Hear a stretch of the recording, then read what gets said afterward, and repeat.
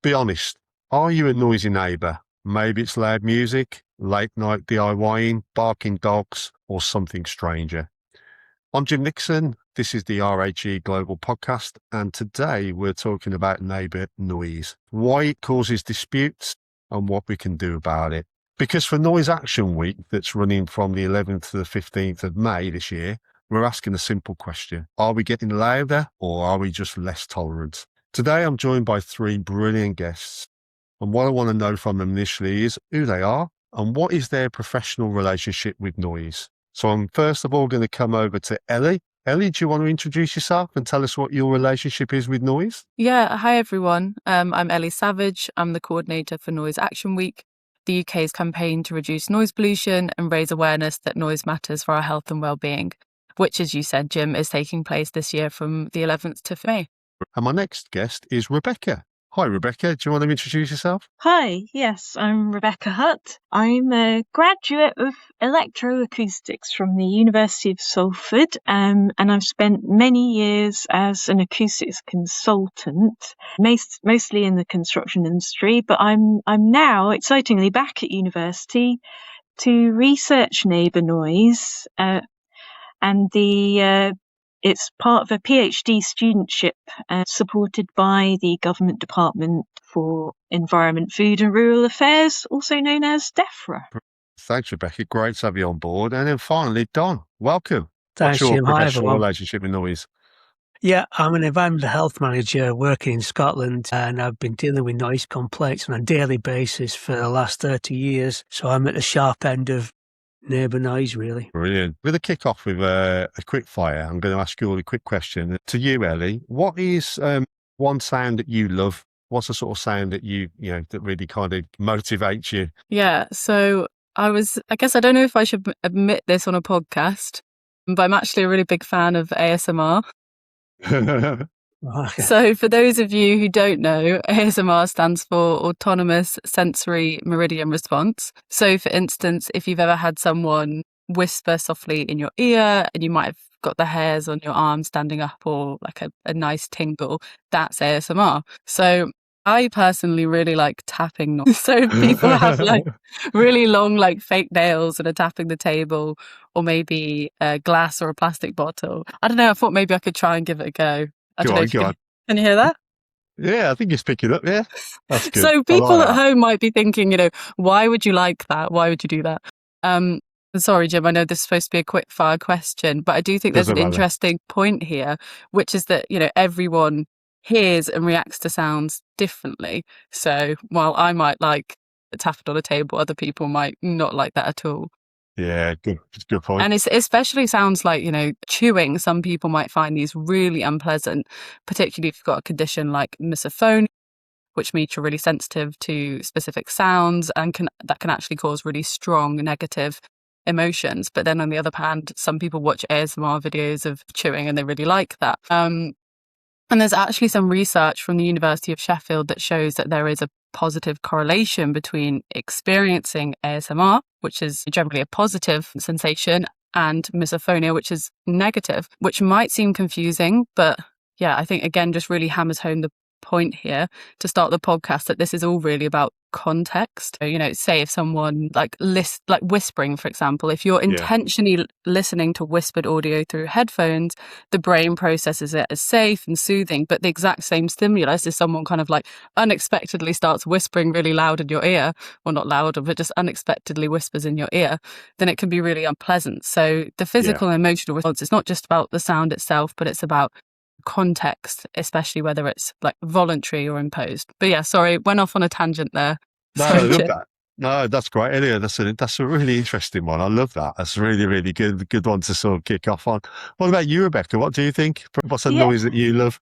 Oh, well, I really enjoy that tangent, and I would carry it on because I think I maybe what I experienced many years ago, sat at my desk when I worked at Arup, we used to have telephones on the desk, and they would have someone who'd come round and clean our telephone, each one, and it was just a nice squeaky sound, but also crucially maybe it meant I stopped working for a couple of minutes.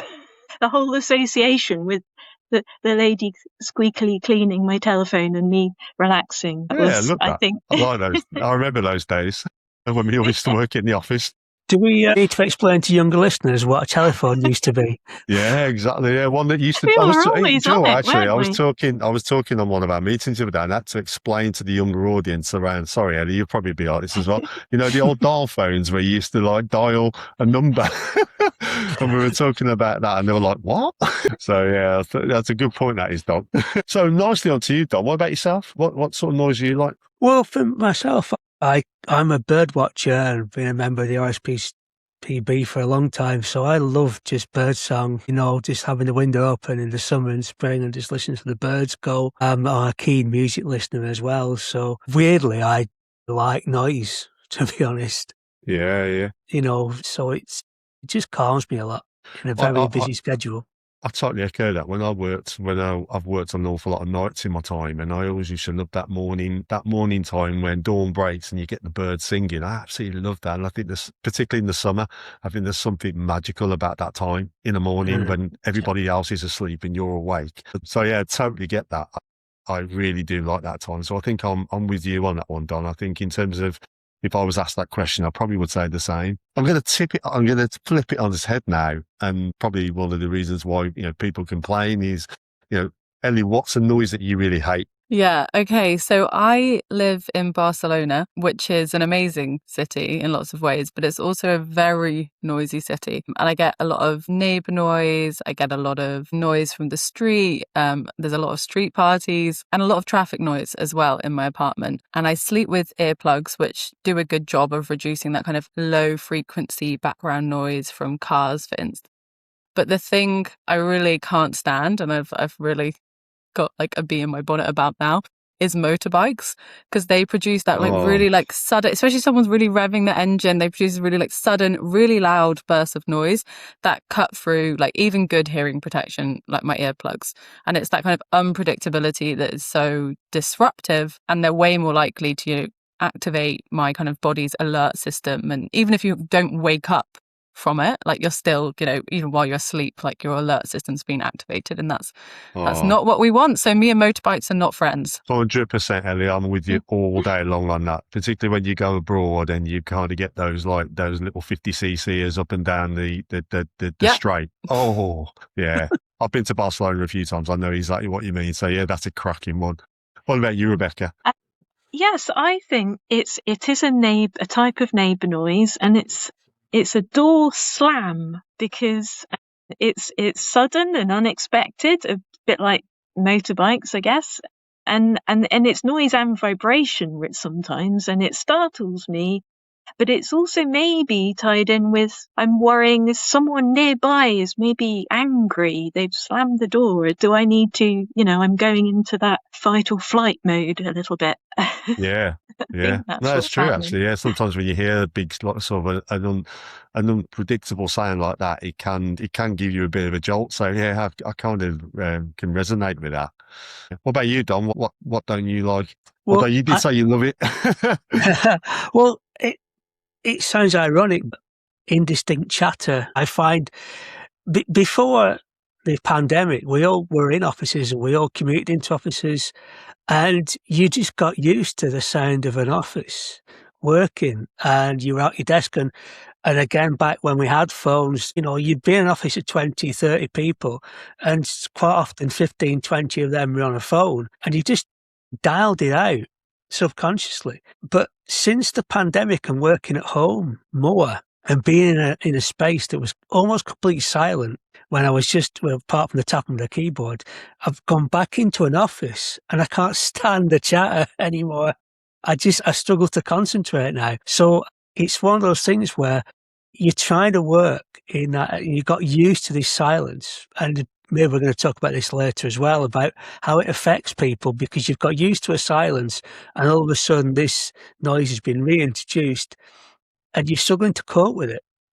And we find that a lot with noise complaints. Something I talk about a lot in my planning function about it's okay saying that a site next to you used to have industrial uses and stuff, but if you've had a few years of silence, as soon as you reintroduce a noise, people have got used to that silence and it starts to affect them. I'll tell you where I've seen that done a few times is like, for example, if you've got somebody that lives next door to, say, an elderly resident, and unfortunately they pass away, or they're moving to a care home, and then you get, say, a family move in, and you've been used to that quietness because they've kind of lived quite a low volume life. Mm-hmm. I think neighbours then interpret that sometimes, and we'll come on to this in a bit more detail later, but they notice it more, don't they? Yeah, definitely, yeah. Yeah. One thing that Rebecca said about the daughter thing, we get a lot of complaints, and a lot of authorities do, about noise from flats. And some people can't live in flats because you're always going to hear other people. And particularly if you live in a building that's built as flats, then there's a lot of fire doors that shut themselves, and they're quite heavy, so they're slamming shut. And you can quite often hear people on the landings and stuff. And if you're not used to that, and you can't sort of screen it out, people just can't live in that.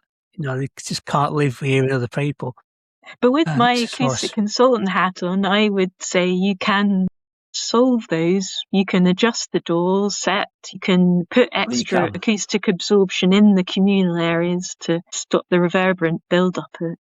And but yeah, door slams in houses, attached houses as well. Yeah, obviously you get a lot of complaints about people living above shops and takeaways and doors opening and closing a lot, and we deal with that quite a lot. And again, like you say, when someone's got control over the door, I think I've dropped out again. When people have got control over the door, they can actually do something with it. And if it's council flats, the council can do something about it. When it's privately owned flats and there's not a good agreement with a factor, say, that becomes a bit more difficult to get things fixed. Yeah, definitely. So let's have a look at this in a bit more detail then, because we're already starting to sort of move into this sort of territory. And I was going to sort of come to Rebecca. Let's start sort of simple, Rebecca. When we say neighbour noise, what are we actually talking about? We're referring to noise coming from inside a dwelling, whether that is a house or a flat or a bungalow. And it also would include their private outdoor space. It might sometimes be called domestic noise. And examples are, there's all sorts of neighbour noise, but that it could be, obviously people speaking, it could be loud music, it could be dogs barking, kitchen appliances, furniture. And one that I'm just delving into a little bit more is the audio visual devices. It used to be just radios and televisions and music systems, but then we've got quite immersive gaming devices now. Yeah. So they come with a lot more sound effects as well as music, and also the sort of involuntary player noise. They can't help but get really into it, and they're, it's causing them to make noise. But another expression that is used is neighbour noise, but neighbourhood noise. But I'd say that's a much wider remit. And for example, the noise policy statement for England defines it as noise from industrial, commercial and entertainment premises, construction sites, and noise in the street, although road traffic would come under transportation noise. Yeah, we do always have to be clear on what category, because there are different regulatory controls, I think, that apply depending on the source of noise. Yeah, just picking up on what Don said and just asking you, Rebecca, do you think this is sort of a new problem, or do you think we are noticing noise more now since? Definitely not a new problem. I'm in the midst of my literature review, and I love doing things like this because I've come across a newspaper article from 1937. Oh, wow. Where the writer is complaining not only about everyone's cars and everyone's radios, but also about the man next door who knocks out his pipe on the party wall every evening. So some of the sources of neighbour noise have changed. I don't think people are smoking pipes so much, but probably the response that it might provoke has been there a long time. Yeah. Just picking up on what you said on your introduction, you obviously were talking about your PhD, and I know it's very early days yet, but what do we know about neighbouring noise so far, and where are the gaps, do you think? Yes, I wrote a proposal because I recognised that there's been some very large scale, extremely well done social surveys to establish people's attitude towards different noise. And neighbour noise is very often up there with road traffic noise as something that's an adverse experience. And then there's been lots of work around mapping road traffic noise in this country. But neighbour noise is much more complex, and I'm also sort of appreciating how, there has been a lot of work to improve the acoustic privacy between dwellings, because our building regulations, since they went national in the 1960s,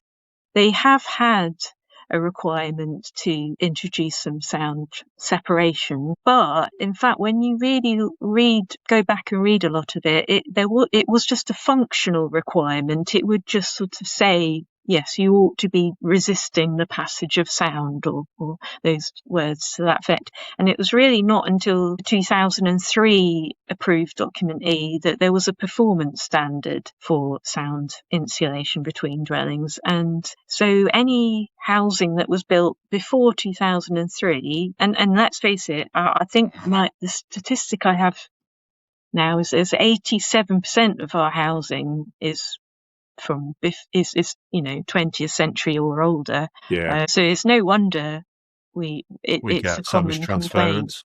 Yeah, so I really want to delve into a bit more about and to understand what human response and how it is related to the different characteristics of neighbour noise, and perhaps how we can predict the situations that are really going to be problematic, and see where we go from there. Noise does seem to sort of trigger quite strong reactions from people when they report it. Why do you think that is?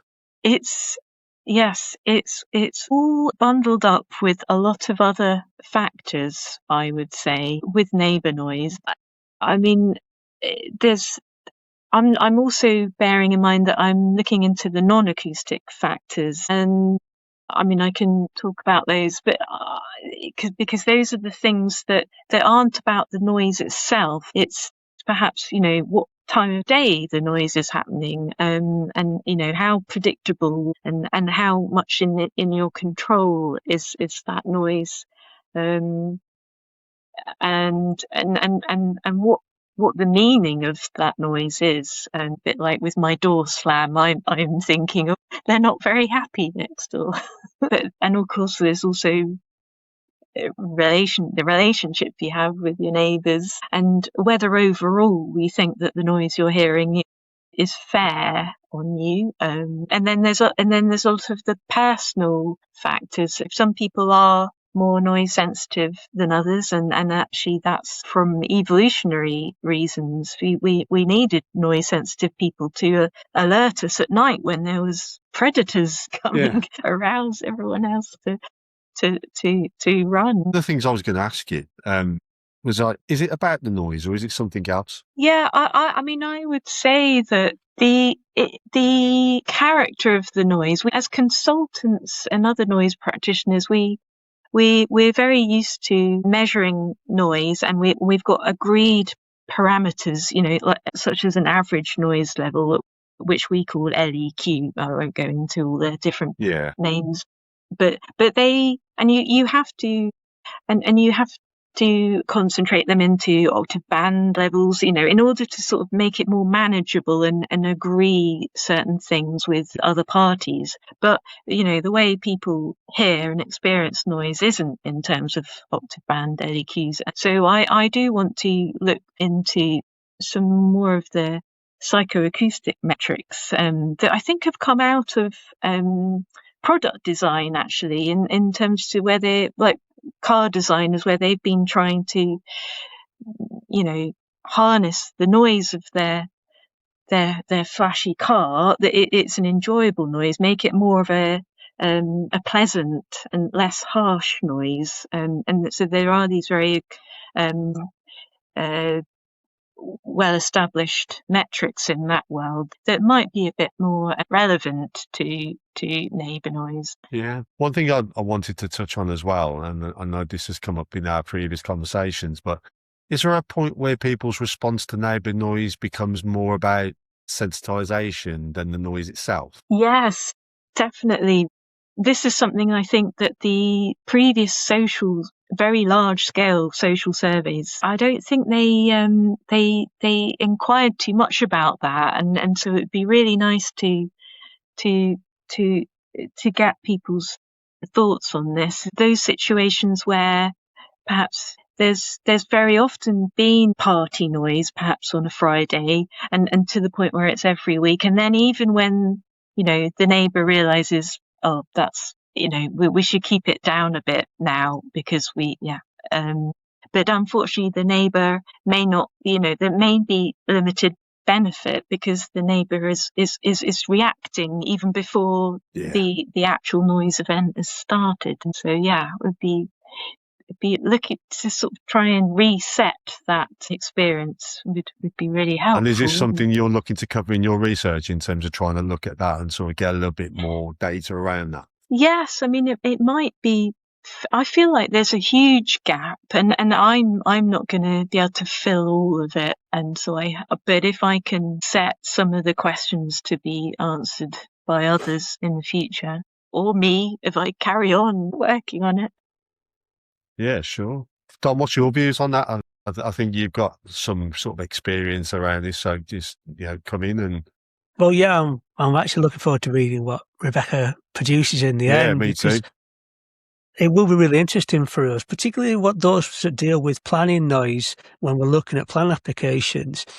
And acoustics has gone through a phase of averaging out noise levels, like you say, using LEQs and percentiles to come up with a number that is acceptable. But sometimes, and going back to what Ellie said about motorbikes, it's the peaks that really affect people, not the average. For example, when we look at what we call Mugas, which is the all-weather training pitches, the artificial grass, and the standard is like an averaged out level over time from all the noise from the playing of football or hockey or tennis or whatever it is. But the problem is that what people react to is the more, let's call it Chaucerian noise that comes from the players that are playing, and people react to that more because I think I know what you mean now. Yeah, so they don't like people effing and jeffing. But that, if you took an average of the 15 minutes, that would almost not be, be part of it. That would almost be averaged out.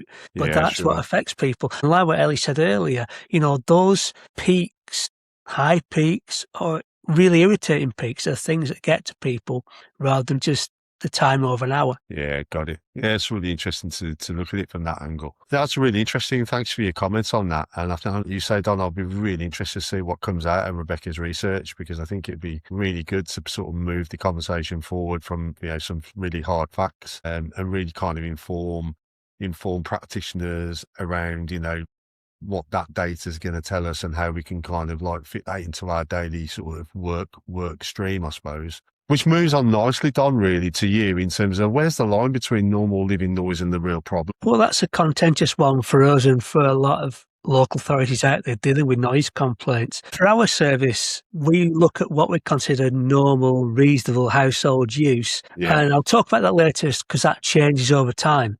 But a lot of people living in flats don't like being able to hear their neighbour, which I've said before. We get complaints by people walking about in the flat above them, but as long as they're not doing anything out of the ordinary, so if they've not done something deliberate or they're running about or something, we wouldn't take it any further. And the same applies to things like kids playing in a flat, because families live in flats as well, or a sound of a washing machine during the day. We expect people to be allowed to have a washing machine on, and it shouldn't be a problem.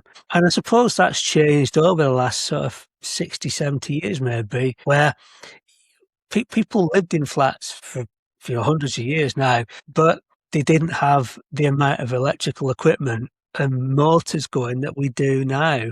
Yeah, sure. And Even we've had complaints in the past about noise from things like central heating and things like that. And it has changed, and sometimes you can hear your own central heating, and you can hear your own neighbour's washing machine or dishwasher. But as long as it's not being improperly used and it's properly balanced, we wouldn't take that sort of thing any further. There is actually case law from the start of this century which talked about reciprocity, sorry, edit that bit out.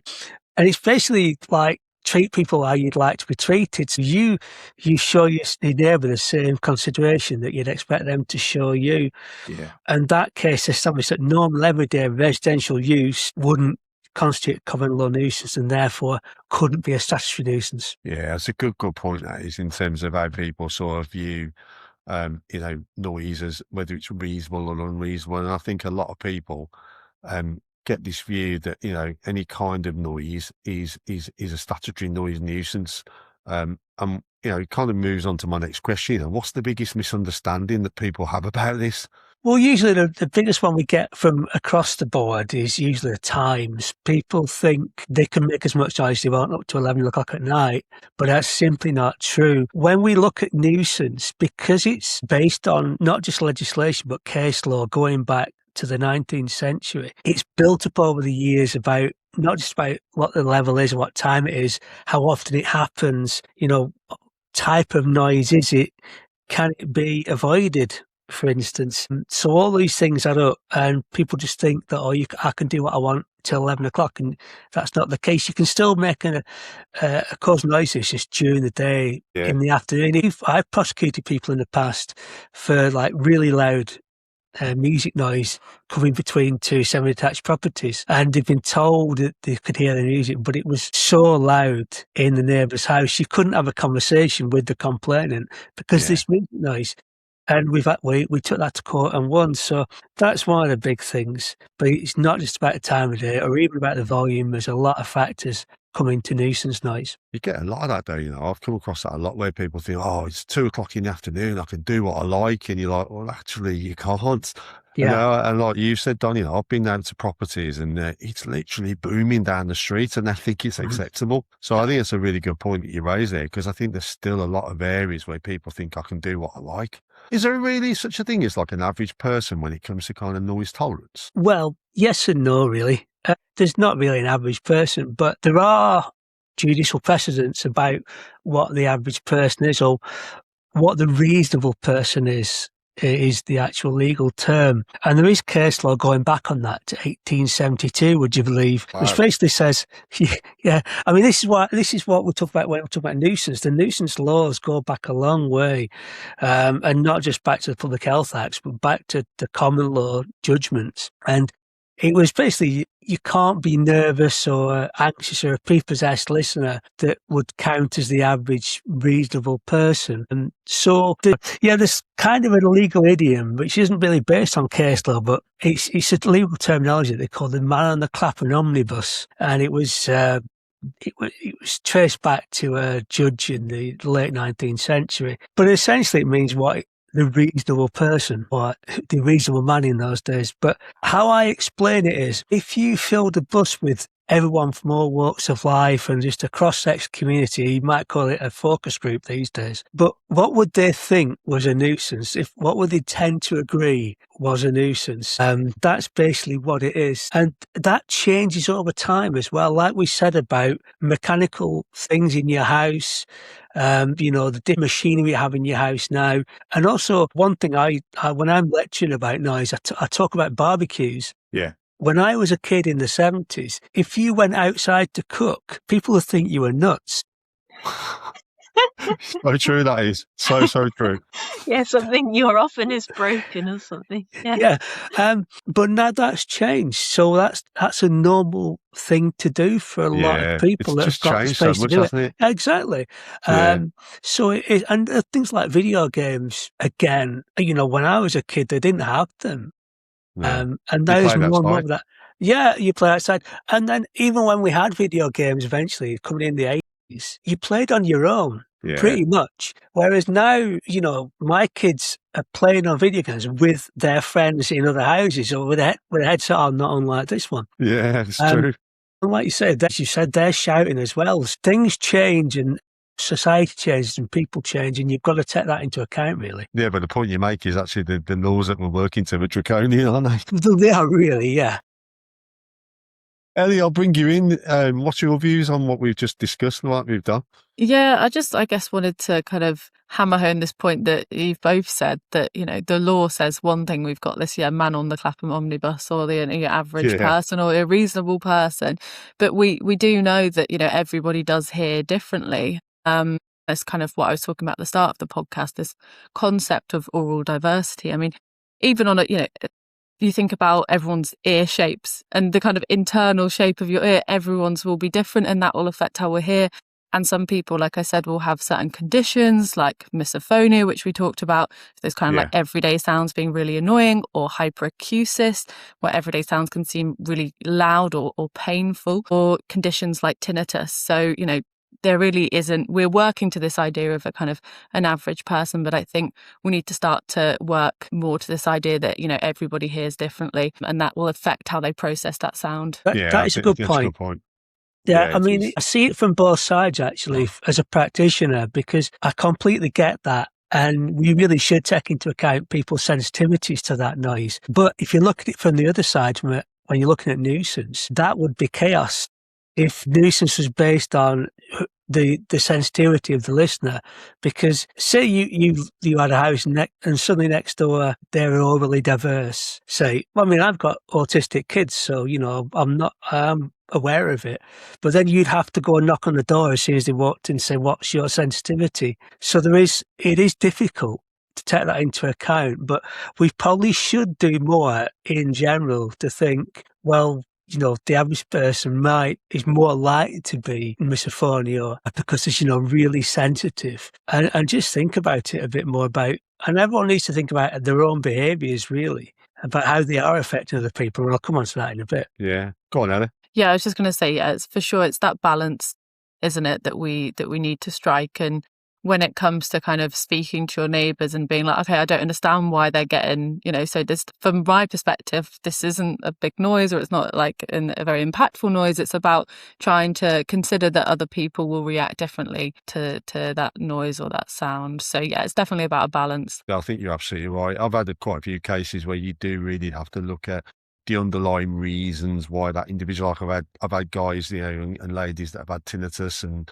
they think there's a real major problem, and then you kind of get into the crux of it, and it's about addressing that situation. So I do think you've got to treat each case on its own merits. But I do pick up on Don's point as well, is that, you've got to look at the legislation as well, and kind of you've got to apply that to the situation too. So I think it's a combination of lots of things, really, to make sure you're making the right judgments. I'm going to sort of come back to kind of your views in terms of like real stories. What's the strangest neighbour noise situation you've ever experienced, Don? Well, yeah, there's been quite a few, but I had one a couple of years ago, and this goes towards sort of sensitivity maybe, because we had a complaint that the person complained next door neighbour had an alarm clock going off at 3:30 every morning. So we put the kit in, as you do these days. I think this is pre-noise days, and they did record something at 3:30 in the morning.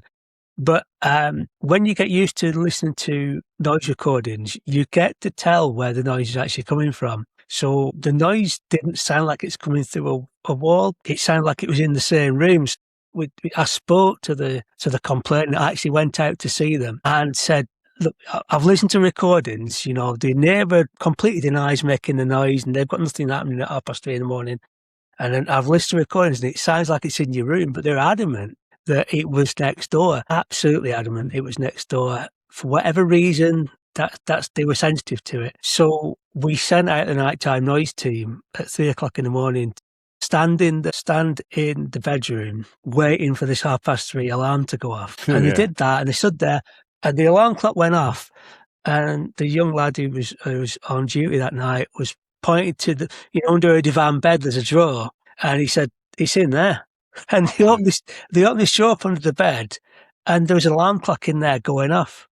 And to be fair to the complainants, they apologised to me, and I did say, "Look, these things happen, don't worry about it too much." But that's how some people get sort of sensitized to their neighbours, and they convince themselves that, and Jim will come across this as well, they're convinced that the neighbour's doing something deliberate Yeah. to get at them. And quite often it's nothing of the sort. It's not even a neighbour. Yeah, it's sometimes That's it's just people, isn't it? Yeah. What about you, Rebecca? You've obviously done some work in acoustics and that. What have you got anything strays that you've investigated or been involved in? I have worked on all sorts of things, but actually, but not as much to do with domestic noise as someone Sure. like Don. But yeah, I for a long time I was working on workplace noise. I love that because I got to visit lots of different workplaces. I mean, this is obviously something that the health and safety executive take care of. But yeah, I expect those inspectors have a great time because there are still factories in the UK. Are there?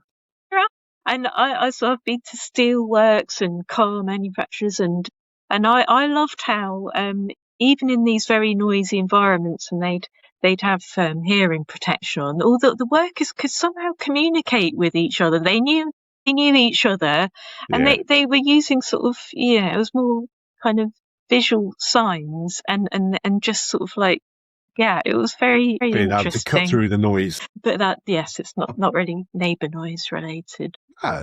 It's interesting to know that. Don, what sort of kind of situations tend to escalate the fastest, do you think, from your experience? I think you're on mute. Sorry, Jim. Yeah, sorry. It's the times when people are already pre-sensitized really tend to escalate really quickly. So quite often it's like building sites where they didn't want the housing there in the first place, and as soon as their building work starts, they're on the phone. If the painter goes in on a Sunday just to do some painting, they can't hear it, but they're on the phone complaining about it.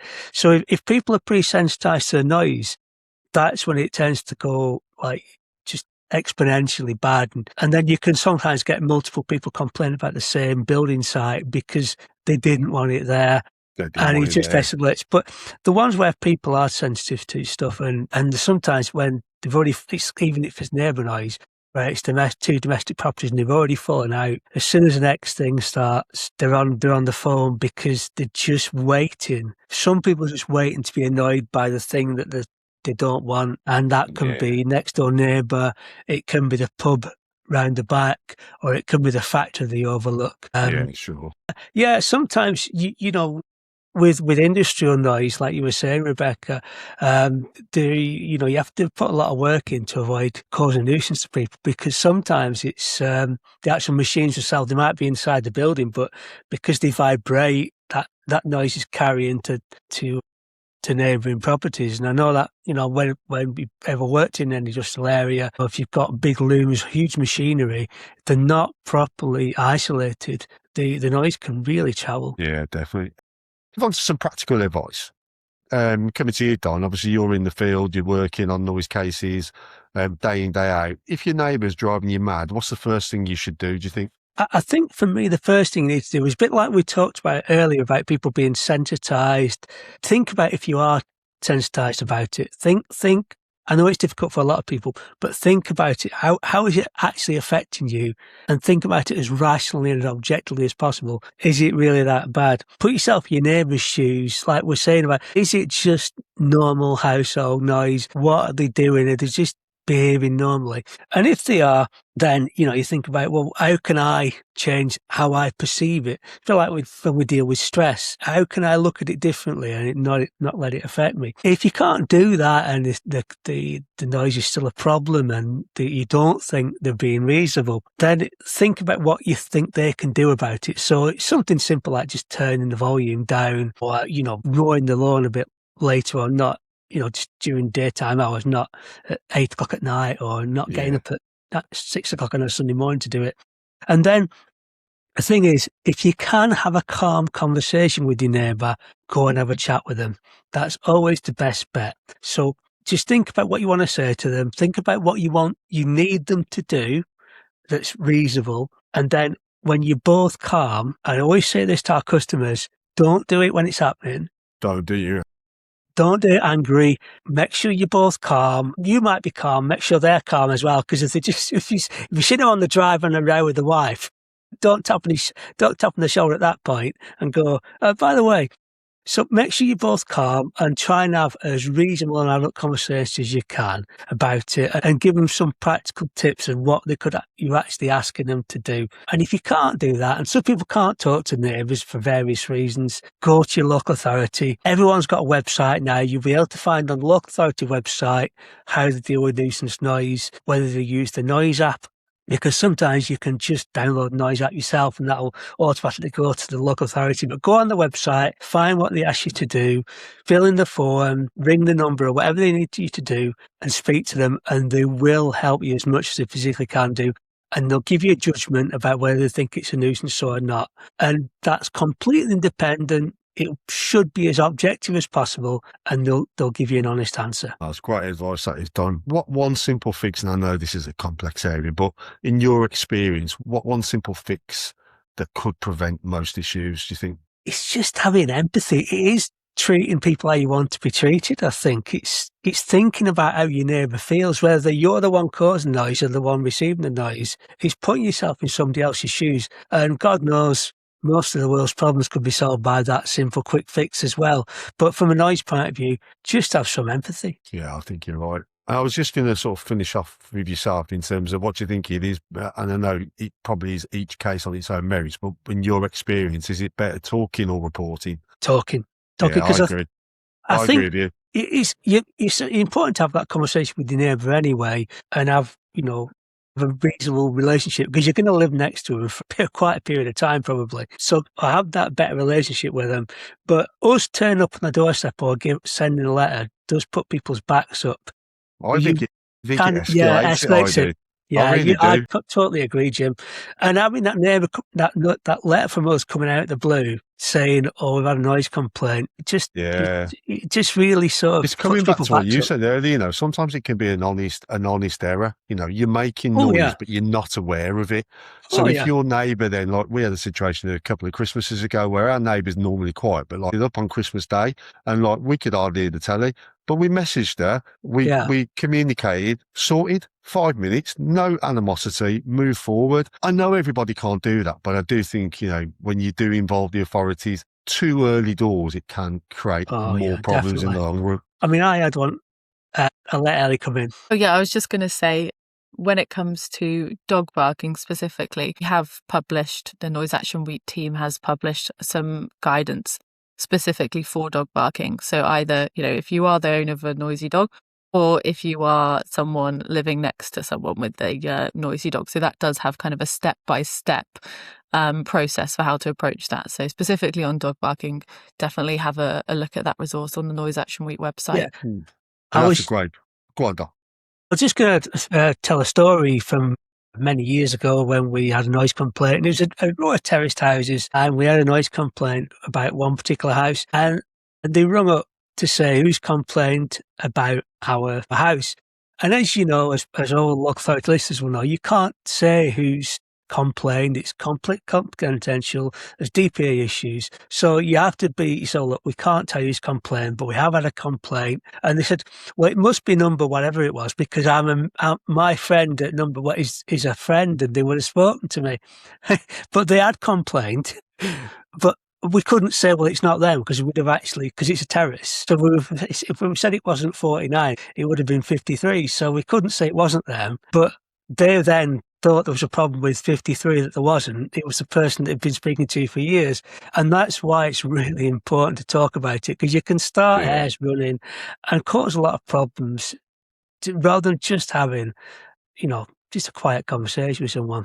Yeah. Like you said, Jim, just message them to say, I can hear you need to mind turn down. You can nip it in the bud quite quickly, I'm not saying that to everybody, because, I'll always sort of say, you've got to, I think it was great advice that we gave on about not doing anything. It's like that classic road rage situation, isn't it? You're not thinking rationally. No. You need to be calm, but I think when you are calm and you think you can approach your neighbour without any sort of issues, I think you will resolve most things. Oh yeah. From a noise point of view or neighbour dispute point of view. To be honest, I think a neighbour dispute is a really sad thing, and it's not a great way to live your life. If you can't get on with your neighbour, or you can't put up with the factory down the street, because sometimes it takes over people's lives. Every local authority will know people that it's just taking over their life. Obsession. It becomes an obsession. Yeah, it's an absolute obsession. They're emailing in every day, and they're complaining, they're writing to the press, and they're writing to their MP and things like that. And you know about the boundaries. It's people who spend their entire life savings arguing over where the boundary should go, and it's like 20 centimetres wide. It's pointless, but people get so obsessed with it, and it's quite sad actually, because life's there to be lived, not get obsessed about what your neighbour does on Sunday morning. I've seen it too many times, and I think people just need to be a little bit more rational about things, and like you say, good quality communication. To talk to your neighbour early, you can resolve an awful lot of stuff, and that moves really nicely. The neighbour noise. There are situations like DIY that there's just sort of more potential for problems, because often people do DIY as soon as they move into a new property, and they actually don't know the neighbours yet. So unfortunately, that's been a very good time to do DIY before you've moved in properly. Otherwise, you never get around to it. But it is unfortunate that you haven't really built that positive relationship with your neighbours yet. Yeah. But of course, you can communicate with them and introduce yourself. Yeah, my neighbour did a load of DIY before he moved in, and we did have that conversation. So I was more than happy that when he was doing DIY at reasonable points of the day, it was never an issue, because I accepted that he set out what he was going to do, and it wasn't going to be forever, and it wasn't, and he's now in. There's no issues, and he doesn't really do that much DIY anymore. It was just that initial project. So again, I think you're right, Rebecca. It's good advice there. It is about that communication. I'd say the same. I say to people builders when they come to us with a management plan: talk to your neighbours. If you're going to do that work, go and make sure people know you're going to do it. So whether it's piling or whatever you're doing, whether you're doing DIY noise, whether you're doing blasting at a quarry, you need to tell people it's going to happen, because they'll be less annoyed by it if they know it's coming, rather than just happening and all of a sudden you're on edge. So just go and talk. If you're going to do DIY and you're going to be quite noisy, go and speak to your neighbour about it. Yeah, brilliant advice. And this moves really nicely on to all the great work. I've been lucky enough to be part of the working group to get Noise Action Week up and running, as I said earlier, between the 11th and 15th of May. I know Ellie's done a lot of work with you, Don, coordinating this. But Ellie, why does Noise Action Week matter right now for us? Yeah, thanks, Jim. So I think most of us know that noise can be annoying, and we've probably experienced that. But a lot of people don't know that noise really seriously matters for our health and well-being as well. So, as well as causing widespread annoyance, the World Health Organization lists the impact of excessive noise on humans as increasing the risk for hearing impediment, tinnitus, sleep disturbance, heart disease and hypertension, and cognitive impairment as well. And there's also increasing evidence for other health impacts, including links between excessive noise exposure and dementia. So Noise Action Week is about changing the perception of noise from a nuisance, from something that's just annoying, to a serious public health issue. And that's important because without this kind of understanding and acceptance, no one's going to take action, whether that be the noisemakers to reduce the noise, your noisy neighbour, or, the pub and club owner down the road, or those impacted by noise to kind of do something about it. They might just kind of accept it and be like, oh, okay, well, I'm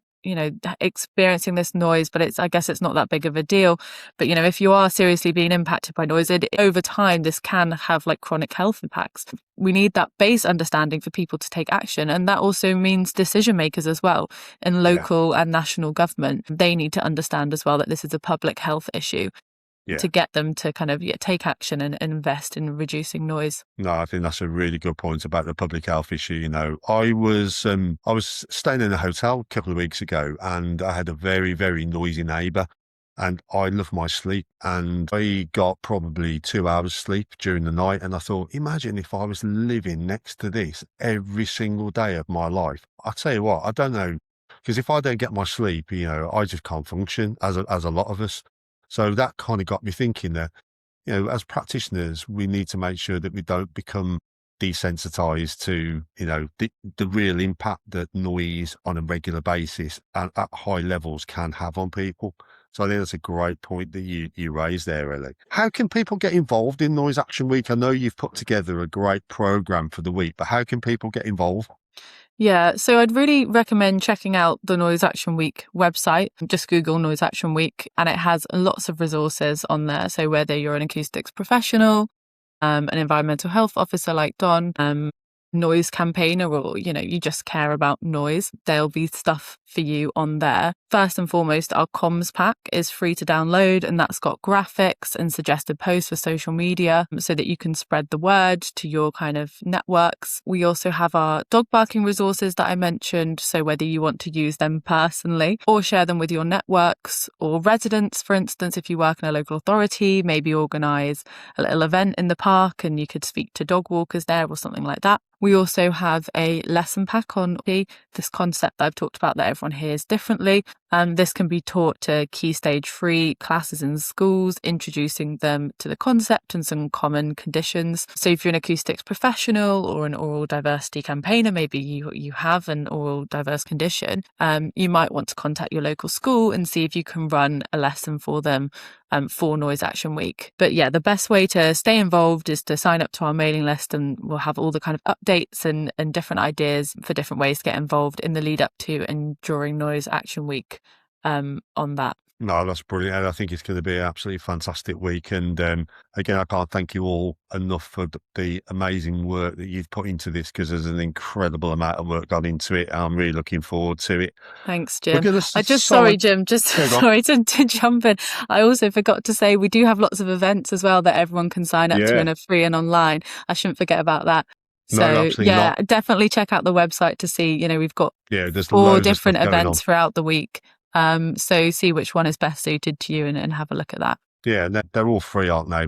There's no charge for any of these events. If they're all free, they're all online, so they should be accessible to everyone. Fantastic. Well, I'm gonna finish off with just one comment from all of you, and I'll kick off with Ellie. One comment to describe how noise affects modern life. What do you think from your point of view, Ella? Yeah, so it is a part of life. We don't want to live in a world we don't want to live in a world without sound if we define noise as unwanted sound. But it is a part of life. We have to accept that. Like I said, we all experience it differently. But coming back to why I said Noise Action Week is important, my kind of key takeaway that I would leave everyone is, it is a public health issue, and it's time that we did take it seriously. Yeah, love that.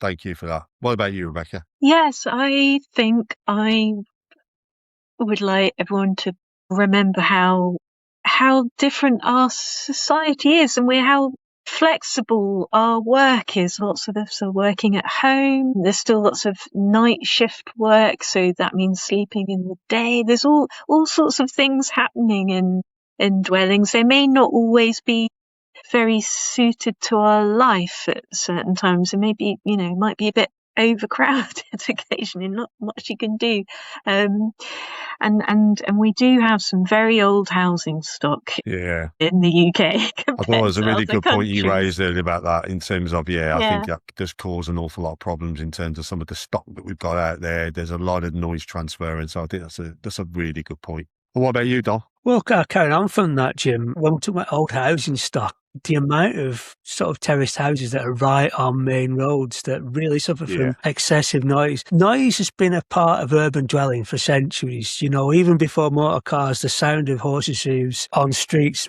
was quite loud and people go from and going. But we understand the effects of noise and the medical effects of noise a lot more clearly now. And people might not think that they're bothered by the noise, particularly if you live on a main road or something that's near an airport. But there are unconscious effects from noise. there are non-waking sleep effects from noise that people don't appreciate, but they still wake up tired in the morning because that sleep cycle, which is really important for our health, has been broken up by unwanted noise and external noise sources. So back to what Ellie said, it's really important to appreciate that it is a public health issue that affects thousands, if not millions of people all over the country. And we need to treat it as such. Yeah, brilliant. That's a great point to end on. Thank you for all that. Can't thank you all enough for your time this afternoon. I think it's been a great conversation. We've touched on some great stuff and some real good awareness for our listeners. So thank you to all of you for your time. And whether you're making the noise or hearing it, Noise Action Week is about awareness, understanding, and making life better for everyone. And thank you all for listening. Thank you. Thank you.